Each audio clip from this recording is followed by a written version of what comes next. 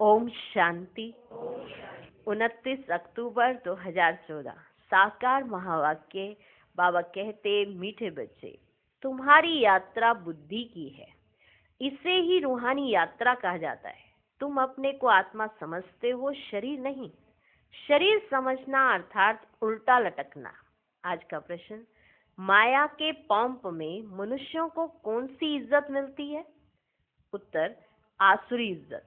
मनुष्य किसी को भी आज थोड़ी इज्जत देते, कल उसकी बेइज्जती करते हैं, गालियां देते हैं। माया ने सबकी बेइज्जती की है, पतित बना दिया है। बाप आए हैं तुम्हें दैवी इज्जत वाला बनाने। ओम शांति। रूहानी बाप रूहों से पूछते हैं, कहाँ बैठे हो? तुम कहेंगे विश्व की रूहानी यूनिवर्सिटी में। रूहानी अक्षर तो वो लोग जानते नहीं।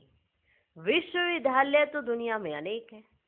यह है सारे विश्व में एक ही रूहानी विद्यालय, एक ही पढ़ाने वाला है। क्या पढ़ाते हैं? रूहानी नॉलेज। तो यह है स्पिरिचुअल विद्यालय अर्थात रूहानी पाठशाला। स्पिरिचुअल अर्थात रूहानी नॉलेज पढ़ाने वाला कौन है? यह भी तुम बच्चे ही अभी जानते हो। रूहानी बाप ही रूहानी नॉलेज पढ़ाते हैं, इसलिए उनको टीचर भी कहते हैं। स्पिरिचुअल फादर पढ़ाते हैं। अच्छा, फिर क्या होगा? तुम बच्चे जानते हो कि इस रूहानी नॉलेज से हम अपना आदि सनातन देवी देवता धर्म स्थापन करते हैं। एक धर्म की स्थापना, बाकी जो इतने सब धर्म है उनका विनाश हो जाएगा। इस स्पिरिचुअल नॉलेज का सब धर्मों से क्या ताल्लुक है, ये भी तुम अब जानते हो कि इस स्पिरिचुअल विद्यालय का सब धर्मों से, ये स्पिरिचुअल नॉलेज का सब धर्मों से क्या ताल्लुक है, यह भी अब तुम जानते हो। एक धर्म की स्थापना इस रूहानी नॉलेज से होती है।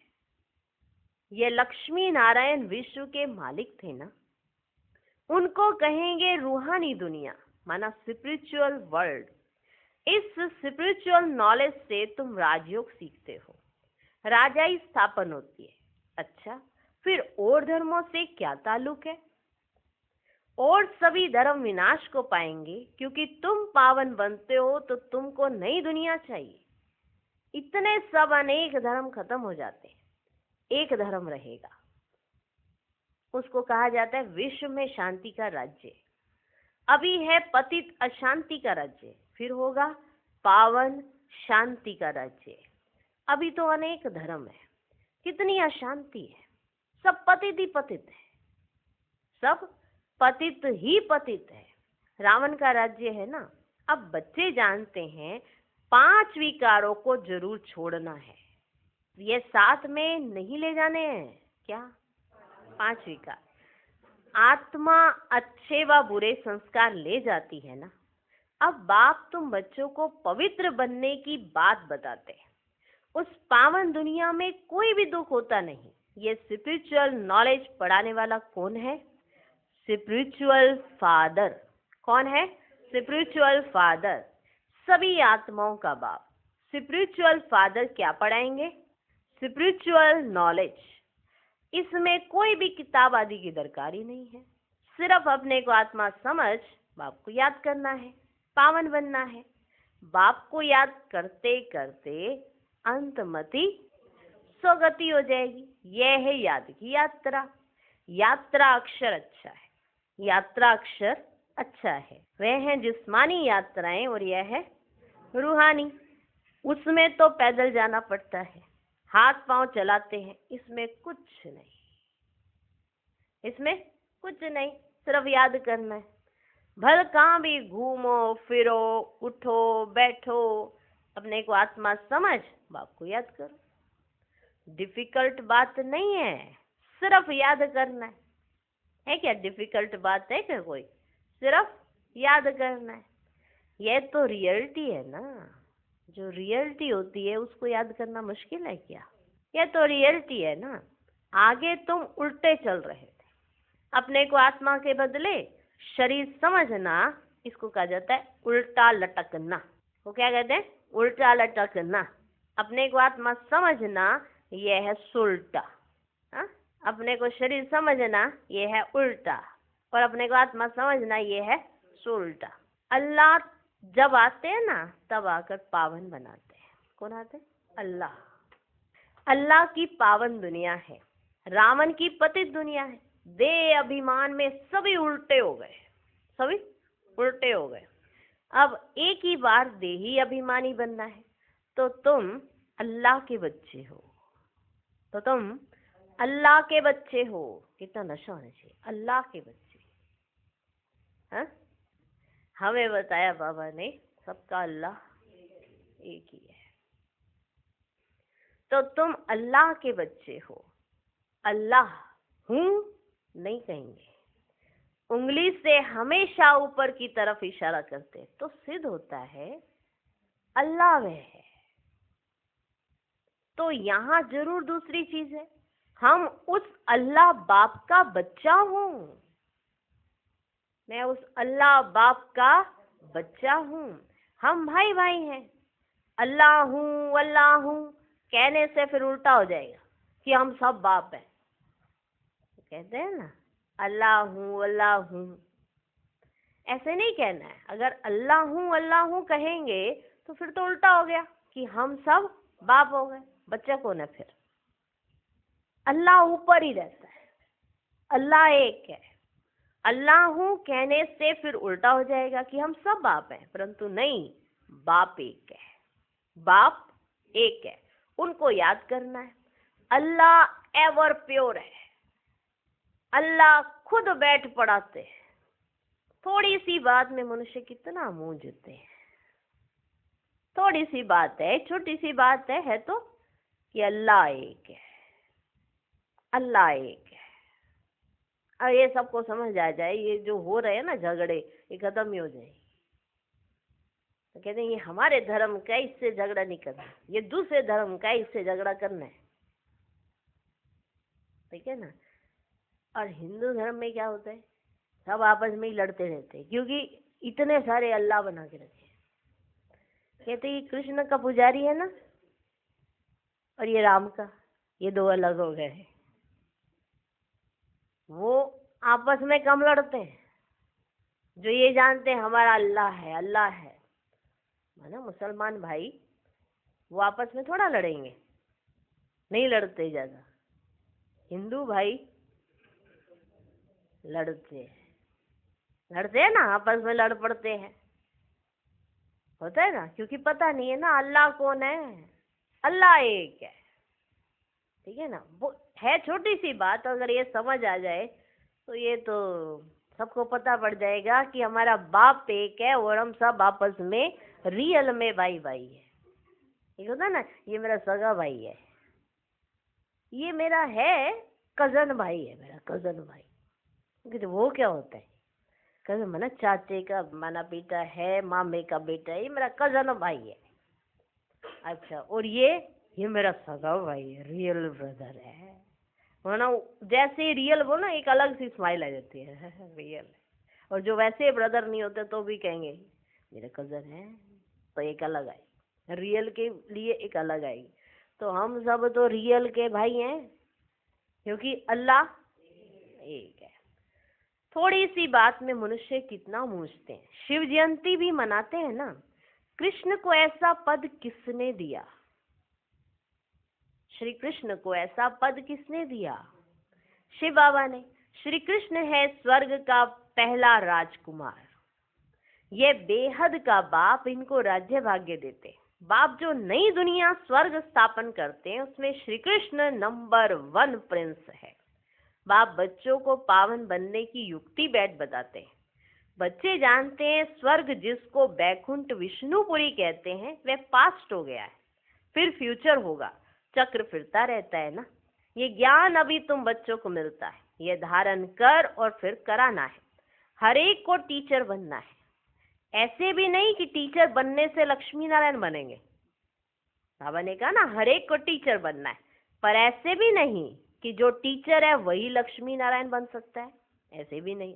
नहीं, टीचर बनने से तुम प्रजा बनाएंगे, जितना बहुतों का कल्याण करेंगे उतना ऊंच पद पाएंगे, समृद्धि रहेगी। बाप कहते हैं ट्रेन में आते हो तो भी बैज पर समझाओ। बाप पतित पावन है, लिबरेटर है, पावन बनाने वाला है। बहुतों को याद करना पड़ता है, बहुतों को तो याद करना पड़ता है। जानवर, हाथी, घोड़े आदि, कच्छ, मत्स्य को भी अवतार कह देते हैं। सब अवतारों में से 24 अवतार कहा जाता है ना, तो ये सारे अवतार उसमें आ जाते हैं। तो कितनों को याद करना पड़ता है उनको, उनको भी पूछते रहते हैं। समझते हैं भगवान सर्वव्यापी अर्थात सब में है, सबको खिलाओ। अच्छा, कण कण में भगवान कहते हैं, फिर उनको कैसे खिलाएंगे? बिल्कुल ही समझ से जैसे कि ना बाहर ही है, बिल्कुल समझना ही नहीं चाहते, तो समझ से जैसे कि बाहर है। लक्ष्मी नारायण आदि देवी देवताएं थोड़े यह काम करेंगे। चींटियों को अन्न देंगे, फलाने को देंगे, इस कच्छ मच्छ इसको देंगे क्या? लक्ष्मी नारायण गए, वो देखा वो चींटियां जा रही हैं, उन्होंने अन्न डालना शुरू कर दिया। ऐसे करेंगे क्या? वहां चींटियां ही नहीं होंगी, उस राज्य में चींटियां ही नहीं होंगी, ये कच्छ मच्छ ये सब नहीं होंगे वहां पे। तो नारायण आदि देवी देवता थोड़े ये काम करेंगे, करेंगे क्या लक्ष्मी नारायण ऐसे काम कि चींटियों को अन्न देंगे, फलाने को देंगे? तो बाप समझाते तुम हो रिलीजो पॉलिटिकल, तुम जानते हो हम धर्म स्थापन कर रहे हैं, राज्य स्थापन करने के लिए मिलिट्री रहती है, परंतु तुम हो गुप्त। राज्य स्थापन करने के लिए मिलिट्री रहती है, तुम भी मिलिट्री हो पर तुम हो गुप्त।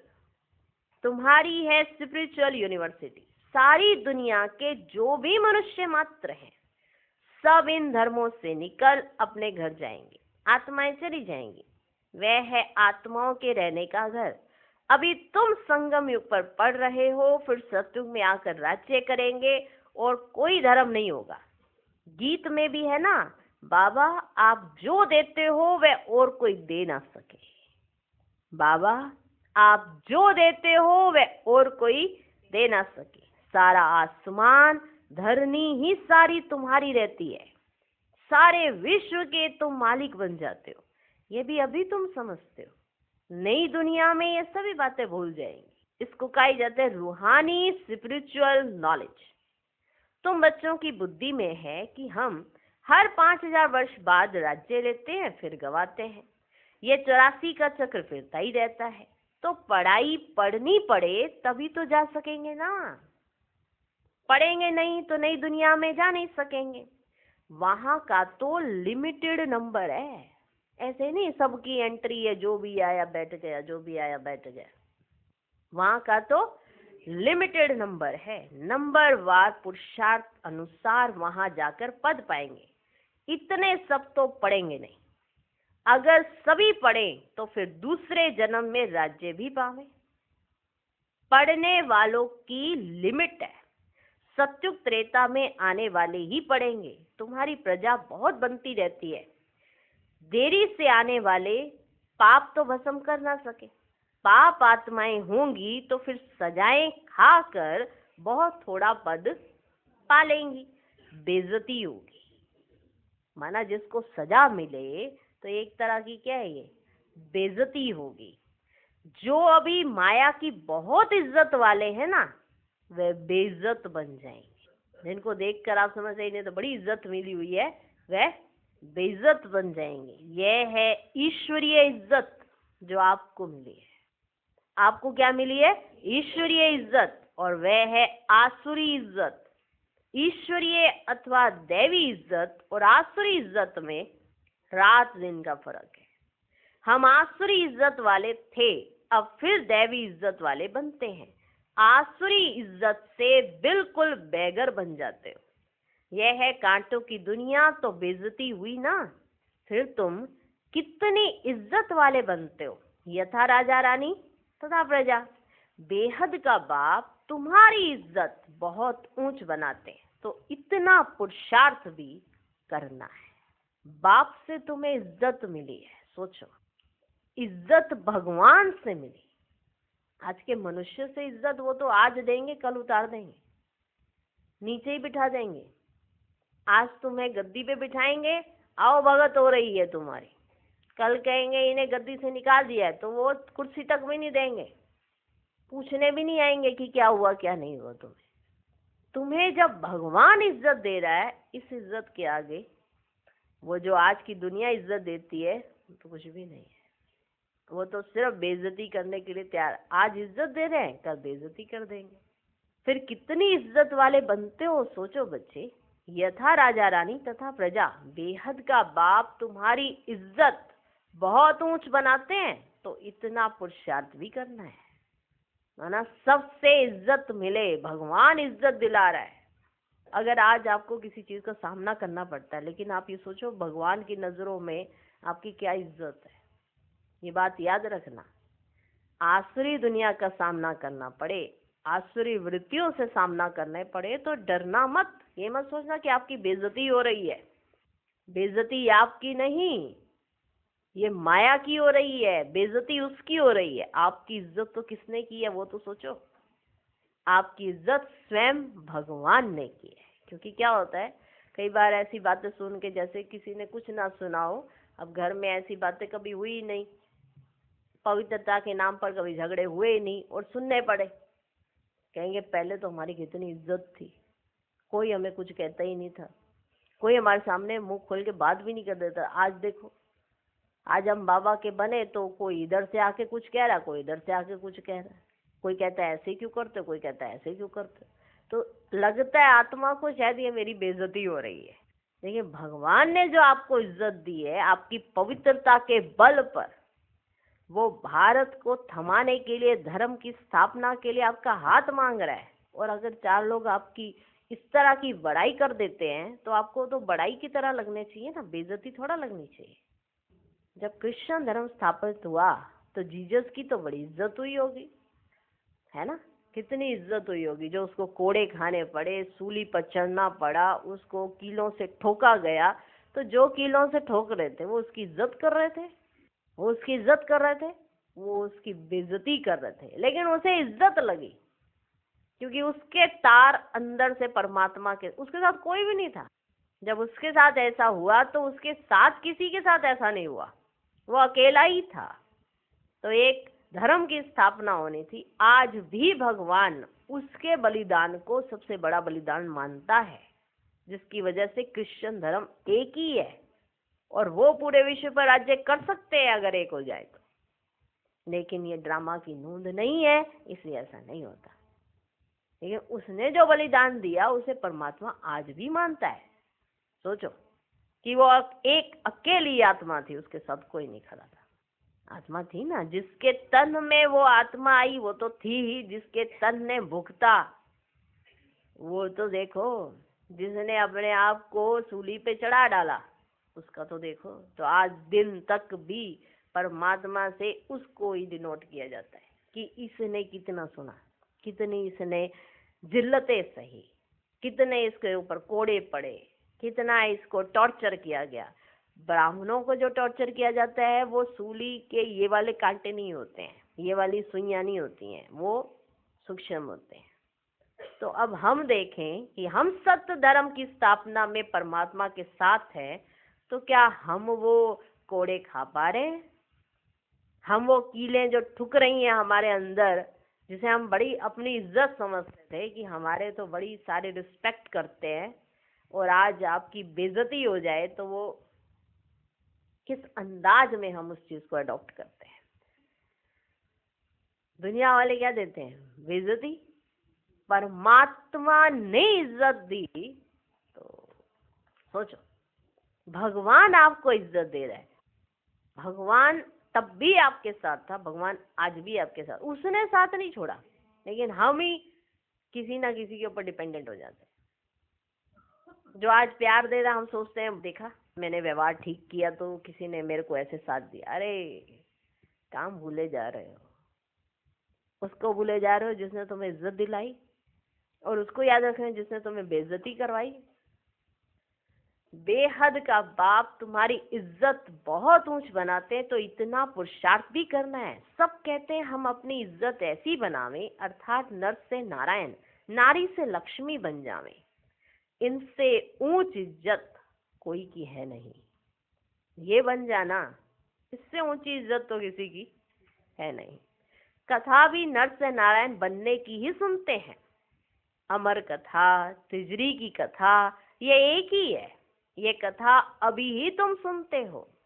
तुम बच्चे विश्व के मालिक थे, फिर 84 जन्म लेते नीचे उतरते आए हो, फिर पहला नंबर का जन्म होगा। पहले नंबर जन्म में तुम बहुत ऊंच पद पाते हो। राम इज्जत वाला बनाते हैं, रावण बेइज्जत वाला बना देते हैं। उसके सिर के ऊपर गधे का शीश लगा देते हैं। हो गई ना उसकी बेइज्जती। रावण को बेइज्जत वाला बनाते हैं। इस नॉलेज से ही तुम मुक्ति, जीवन मुक्ति को पाते हो। आधा कल्प रावण का नाम नहीं रहता है। यह बातें अभी तुम बच्चों की बुद्धि में आती हैं, सो भी नंबरवार। कल्प कल्प ऐसी तुम नंबरवार पुरुषार्थ अनुसार समझदार बनते हो। ऐसा नहीं आज आपको समझ मिल गई तो आप समझदार बने। समझ मिलती जा रही है, पर अभी हम समझदार पूरी तरह से नहीं बने। समझ तो मिल जा रही है, सुने जा रहे। समझदार तभी कह जाएंगे जब वो बात प्रैक्टिकल हमारे जीवन में आ जाएगी, माना धारणा में आ जाएगी, तो क्या कह जाएंगे? समझदार। क्या कह जाएंगे? समझदार। माया गफलत कराती है, बेहद के बाप को याद करना ही भूल जाते हैं।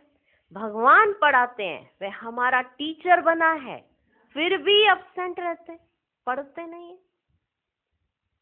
जिसने हमें इज्जत दी, हम उसकी पढ़ाई में एब्सेंट हो जाते हैं, पढ़ते नहीं है। दर दर धक्के खाने की आदत पड़ी हुई है। पढ़ाई पर जिनका ध्यान नहीं रहता है, तो उनको फिर नौकरी में लगा देना होता है। जिनका पढ़ाई में ध्यान नहीं रहता ना, उनको फिर नौकरी में लगा देना होता है। धोबी आदि का काम करते हैं, नौकरी माना काम, तो धोबी वाला काम भी नौकरी ही है ना। तो फिर वो धोबी आदि का काम करते हैं, उसमें पढ़ाई की क्या दरकार है? धोबी के काम में पढ़ाई की जरूरत है? धोबी के काम में, उसमें पढ़ाई की क्या दरकार है? व्यापार में मनुष्य मल्टी मिलियन बन जाते हैं, है ना। व्यापार में मल्टी मिलियन, नौकरी में इतना नहीं बनेंगे। माना जो बिजनेस होता है उनका, व्यापार में ऐसे मल्टी मिलियन बन जाते हैं, नौकरी में इतना नहीं बनेंगे। उसमें तो फिक्स पगार मिलेगी। अब तुम्हारी पढ़ाई है विश्व की बादशाही के लिए, कम बात है क्या? विश्व की बादशाही के लिए आपकी ये पढ़ाई चल रही है। यहाँ कहते हैं ना हम भारतवासी है, पीछे फिर तुमको कहेंगे विश्व के मालिक। वहां देवी देवता धर्म के सिवाय दूसरा कोई धर्म होता नहीं। बाप तुमको विश्व का मालिक बनाते हैं, तो उनकी मत पर चलना चाहिए। कोई भी विकार का भूत नहीं होना चाहिए, ये भूत बहुत खराब है। कामी की हेल्थ बिगड़ती रहती है, कामी की हेल्थ बिगड़ती रहती है, ताकत कम हो जाती है। माना जिसकी बुद्धि में काम विकार, इस तरह की वासनाएं ज्यादा रहती है ना, इसकी वृत्ति में इस तरह की रहती है, अशुद्ध ख्यालात ज्यादा आते हैं, तो उसकी हेल्थ जो होती है वो बिगड़ती रहती है, ताकत कम हो जाती है। इस काम विकार ने तुम्हारी ताकत बिल्कुल खत्म कर दी है, बिल्कुल खत्म कर दी है तुम्हारी ताकत। अगर तुम्हें याद है कि तुम्हारे में क्या ताकत है, तो तुम विश्व को जीतने वाले बन रहे हो। ऐसी पढ़ाई पढ़ रहे हो, तुम अपनी ताकत को इमर्ज तो करो। इससे बाबा कहते पवित्रता में बहुत बल है, अपनी पवित्रता के बल को इमर्ज रूप में रखो, बहुत बल है पवित्रता में। और जो कामी होता है वो बिगड़ता ही जाता है, बिगड़ता ही जाता है, उसके अंदर कोई ताकत नहीं होती, वो कमजोर व्यक्ति होता है। इस काम विकार ने तुम्हारी ताकत बिल्कुल खत्म कर दी है। नतीजा यह हुआ है आयु कम होती गई है, भोगी बन पड़े हो, कामी, भोगी, रोगी सब बन जाते। कामी, भोगी रोगी सब बन जाते हैं। वहां विकार होता नहीं तो योगी होते हैं सदैव तंदुरुस्त, और आयु भी 150 वर्ष होती है। वहां काल खाता ही नहीं। इस पर एक कथा भी बताते हैं। कोई से पूछा गया पहले सुख चाहिए या पहले दुख चाहिए। किसी से पूछा गया पहले आपको सुख चाहिए या पहले आपको दुख चाहिए।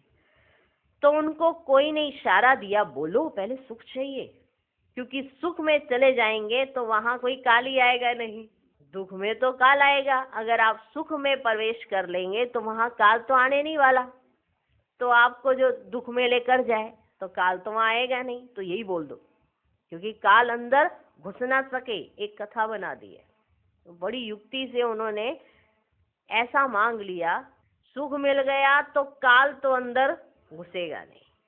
जब काल अंदर घुसेगा नहीं तो मुझको दुख में ले जाएगा कौन। तो कहा कि मुझे पहले सुख चाहिए। तो एक कथा बना दी है। बाप समझाते हैं, तुम सुख धाम में रहते हो तो वहां कोई काल होता नहीं, रावण राज्य ही नहीं। फिर जब विकारी बनते हो तो काल आता है।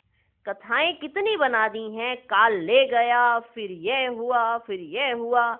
ना काल देखने में आता है, ना आत्मा दिखाई पड़ती है। ना काल ऐसा ऐसा कुछ है, ना आत्मा दिखाई पड़ती है। इनको कहा ही जाता है दंत कथाएं। कन्न रस की बहुत कहानियां हैं। अब बाप समझाते हैं वहां अकाले मृत्यु कभी होता ही नहीं। आयु बड़ी होती है और पवित्र रहते हैं। 16 कला, फिर कला कम होते होते एकदम 9 कला हो जाते हैं। मैं निर्गुण हारे में कोई गुण नहीं। एक निर्गुण संस्था भी बच्चों की है। कहते हैं हमारे में कोई गुण नहीं, हमको गुणवान बनाओ। एक निर्गुण संस्था है ना, वो बच्चों की है ऐसी निर्गुण संस्था। तो बाबा ने कहा उसमें ऐसा कहते हैं कि हमारे में कोई गुण नहीं, हमको गुणवान बनाओ, सर्वगुण संपन्न बनाओ। अब बाप कहते हैं पवित्र बनना है, मरना भी है सबको। इतने ढेर मनुष्य सत्युग में नहीं होते, अभी तो कितने ढेर हैं। वहां बच्चा भी योग बल से होता है। यहाँ तो देखो कितने बच्चे पैदा करते रहते हैं। बाप फिर भी कहते हैं बाप को याद करो। वे बाप ही पढ़ाते हैं, टीचर पढ़ाने वाला याद पड़ता है। तुम जानते हो शिव बाबा हमको पढ़ा रहे हैं, क्या पढ़ाते हैं वह भी तुमको मालूम है। तो बाप अथवा टीचर से योग लगाना है। नॉलेज बहुत ऊंची है। अभी तुम सबकी स्टूडेंट लाइफ है। ऐसी यूनिवर्सिटी कभी देखी जहां बच्चे बूढ़े जवान सब इकट्ठे पढ़ते हो? देखी ऐसी यूनिवर्सिटी कभी जहां बच्चे बूढ़े जवान सब एक साथ पढ़ते हो? एक ही स्कूल, एक ही पढ़ाने वाला टीचर हो, और जिसमें ब्रह्मा स्वयं भी पढ़ता हो। कमाल है ना वंडर। एक ही स्कूल, पढ़ाने वाला भी एक, और एक ही टीचर, और जिसमें ब्रह्मा स्वयं भी पढ़ता हो। वंडर है ना। शिव बाबा तुमको पढ़ाते हैं, ये ब्रह्मा भी सुनते हैं। बच्चा चाहे बूढ़ा कोई भी पढ़ सकते हैं। तुम भी पढ़ते हो ना ये नॉलेज। अब पढ़ाना शुरू कर दिया है। दिन प्रतिदिन टाइम कम होता चला जाता है। दिन प्रतिदिन टाइम कम होता चला जाता है। अभी तुम बेहद में चले गए हो। पहले लोग अपने दायरे, अपनी एक लिमिट होती थी, अभी आप कहाँ चले गए हो? बेहद में। जानते हो ये 5000 वर्ष का चक्र कैसे पास हुआ? पहले एक धर्म था, अभी कितने ढेर धर्म है। अभी सॉवरेंटी नहीं कहेंगे, इनको कहा जाता है प्रजा का प्रजा पर राज्य। पहले पहले बहुत पावरफुल धर्म था, सारे विश्व के मालिक थे। अभी अधर्मी बन पड़े हैं, कोई धर्म नहीं है, सब में 5 विकार हैं। बेहद का बाप कहते बच्चों अब धैर्य धरो, बाकी थोड़ा समय तुम इस रावण राज्य में हो, अच्छी रीति पढ़ेंगे तो फिर सुखधाम में चले जाएंगे। यह है दुखधाम। तुम अपने शांति धाम और सुखधाम को याद करो, इस दुखधाम को भूलते जाओ। आत्माओं का बाप डायरेक्शन देते हैं, हे रूहानी बच्चों। रूहानी बच्चों ने इन ऑर्गन्स द्वारा सुना। तुम आत्माएं जब सतयुग में सतो प्रधान थी तो तुम्हारा शरीर भी फर्स्ट क्लास सतो प्रधान था। तुम बड़े धनवान थे, फिर पुनर्जन्म लेते लेते क्या बन गए हो? रात दिन का फर्क है। दिन में हम स्वर्ग में थे, रात में हम नरक में हैं। इनको कहा जाता है ब्रह्मा का सो ब्राह्मणों का दिन और रात। 63 जन्म धक्के खाते रहते हैं, अंधियारी रात है ना, भटकते रहते हैं, भगवान कोई को मिलता ही नहीं। इसको कहा जाता है भूल भुलैया का खेल। तो बाप तुम बच्चों को सारी सृष्टि के आदि मध्य अंत का समाचार सुनाते हैं। अच्छा, मीठे मीठे सिकिलदे बच्चों प्रति माता पिता बाप दादा का याद प्यार और गुड मॉर्निंग। रूहानी बाप की रूहानी बच्चों को नमस्ते।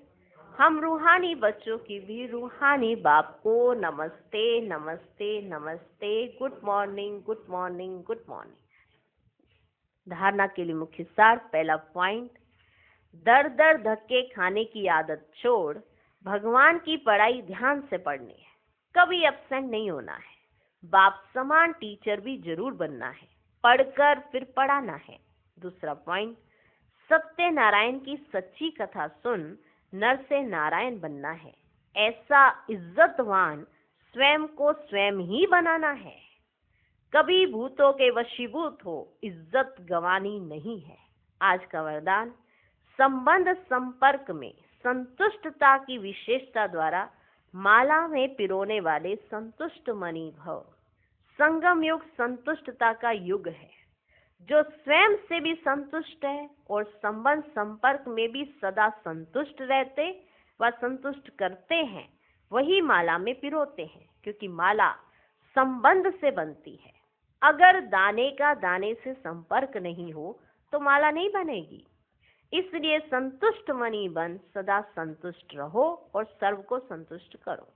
परिवार का अर्थ ही है संतुष्ट रहना और संतुष्ट करना, कोई भी प्रकार की खिट ना हो। आज का स्लोगन, विघ्नों का काम है आना और आपका काम है विघ्न विनाशक बनना। ओम शांति।